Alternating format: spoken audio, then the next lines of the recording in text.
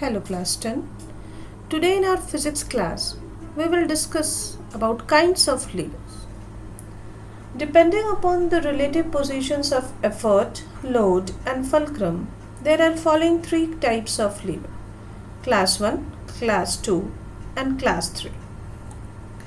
Class 1 lever. In this type of levers, the fulcrum F is in between the effort E and the load L. Watch this diagram. This is our fulcrum, which is in the middle of effort and load, in between the effort and load.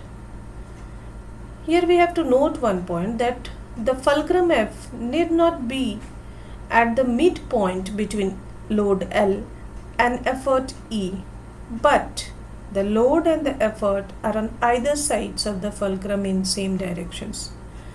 Few examples of class 1 lever: a seesaw, a pair of scissors, crowbar, handle of water pumps, pair of pliers, and many more there, which are the examples of class 1 lever. So watch this diagram here in this seesaw. As you can see in this diagram, so this is in the middle, we have fulcrum, effort and load on the either sides. In this scissor also, fulcrum you can see in the middle, yellow color, and load and effort here on the other either sides. For class 1 levers, the mechanical advantage velocity ratio can have any value greater than 1, equal to 1 and less than 1.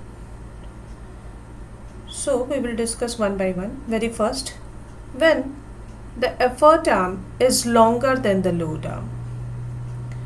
When the effort arm is longer than the load arm, the mechanical advantage and velocity ratio of an ideal class 1 lever are greater than 1. Such a lever serves as force multiplier. For example, crowbar, pliers, shears used for cutting a thin metal sheets have much longer handle as compared to its blade.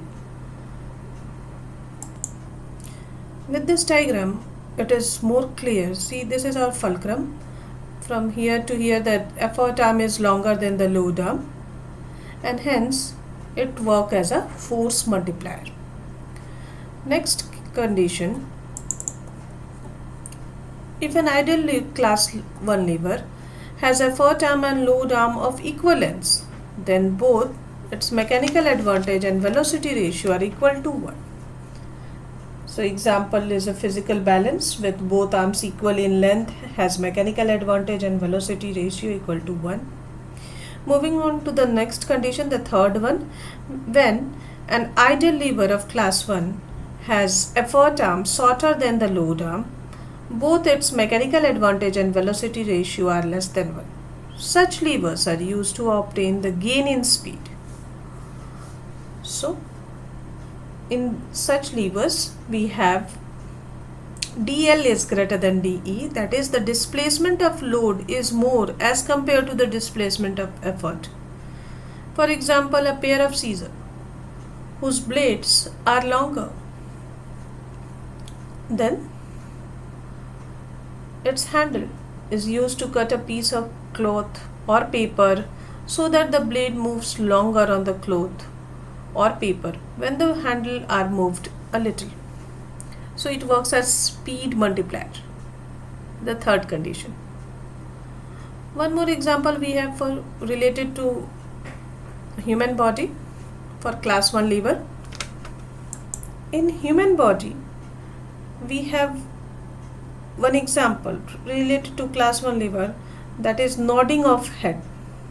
As you can see here in this diagram, the spine acts as fulcrum F, load L is at its front part, and effort E as its rear part.